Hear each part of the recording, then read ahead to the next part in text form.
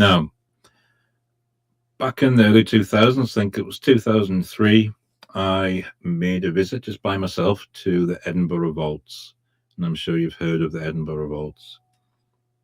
And by that time, I think I'd started to watch Most Haunted. Sorry to say. But I had seen the one on Edinburgh Vaults, and I read about it, and I was really interested. I love anything about things that have been... There's no problem, Giuseppe. Thanks for stopping by. I had seen all the stuff on it, and I was really interested in the stuff that people find underground. And Edinburgh it's a great place with lots of hidden stuff. So I was really wanting to go. So I just went there by myself. I got a hotel for the night, and I popped into the Edinburgh Vaults. And I don't know if anyone's been, but there's a room in there. Sometimes you get different stories and different names of things from different guides, but this one was called the cobbler's room. Cobblers as in someone who makes shoes, not rubbish.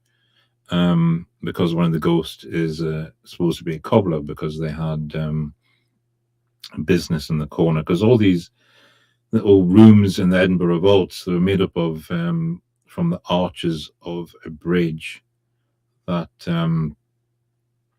got built up against, making all these sort of archways and sort of passages that people made into businesses and nefarious things as well. And the this bigger room was used by this cobbler, amongst other things, and so people had seen this ghost. But then she started to tell us about another ghost that was seen there. So we all spread out around her, and I was sort of to the side, but kind of behind her a bit. And I was standing there with my hands behind my back, like I was about to be arrested, or like a royal who's going on a walk around somewhere. And I felt this sort of cold feeling on my hands. Now, the guides always say that there are no drafts, no cold drafts in the vaults. I'm not sure whether I totally believe them, but I kind of just thought that's what it was. I just thought it was so cold on my hands. The problem is the story she was telling was about a female ghost, a young female ghost who liked to touch and hold the hands of young men, even though I wasn't that young. So I wasn't kind of thinking that's what it was. I was just doing that thing, when you read things about diseases or conditions, and you start to sort of imagine having them. You kind of read the different symptoms, and you think, "Oh, I can feel that now." It was kind of that sort of thing I was trying to push out of my mind.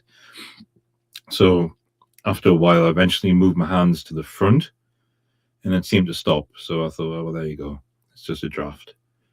But then I got this feeling, and I can only describe it as, when, if you see on a TV program or a movie where people who are, together in a partnership, like one would come up behind the other and put their hands over their shoulders or around them, and then put their hands onto their hands and maybe slowly move the hands down.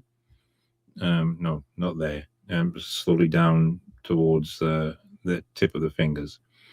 That's kind of how it felt. I didn't feel the arms around me bit, but that's what it felt like on my hands. And at that point, the guide had finished her little bit about this ghost, and she said, "And this mainly happens here." And she turned around and pointed directly at me. So that was fun.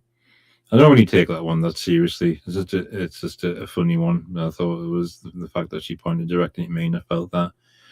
But later on, when I do take more seriously, is at the end of the tour, they led us back to where the stairs go up, and there's a room just there where they start off in, like a small room, and they said, "Oh, people can pop into here, spend a little time in here before we go up the stairs, if you want to take photos and stuff like that."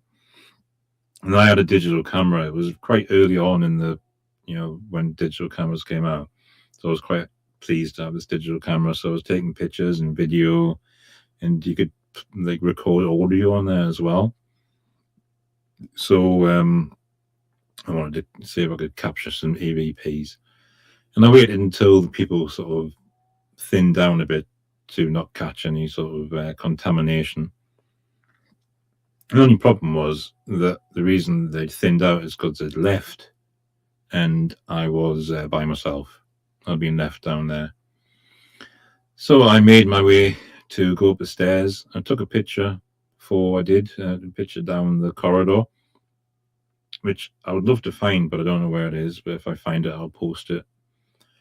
It has something weird in that picture, although I think, like many of those pictures that came out in the early days of digital cameras, it's just probably a bit of moisture or something, or a bit of dust. But I went to go up the steps, and I heard these footsteps behind me coming down that corridor. I just taken a picture down, and and they're very loud footsteps, like someone was purposely walking really heavily.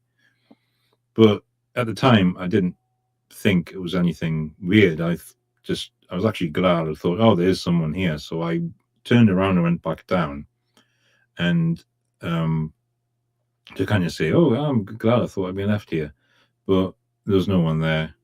And I had a quick peek in the rooms at the bottom, and there was no one in there either. So I went up the stairs, and when I got out of the door at the top, the people had all left the building that's above it and were on the road outside. So it wasn't the people walking across. And people who know about the law of the vaults might know that I don't know whether this is two separate entities or whether it's just one entity that does two different things, but there's an entity called either Mr. Boots or the Watcher. And as you can tell by Mr. Boots, the thing that he does is walk around really loudly. The other thing he does, which thankfully I didn't experience, was he sometimes shouts "Get out" in your ear. So I'm glad I didn't experience that one. But I definitely think afterwards that sounded likely. That sounds like what I heard. Now I went back just over a year later with my partner at the time, and we did the same thing at the end. And at the end, I purposely waited behind, but not as long as I did before, because I wanted to hear the sound as people filed up the stairs and walked across because the corridor of the building upstairs is sort of in line with the corridor in the vaults. So I wanted to hear what it sounded like when people were walking across, and you couldn't hear much at all, really. It definitely didn't sound like those really loud footsteps that I heard. So that was nice.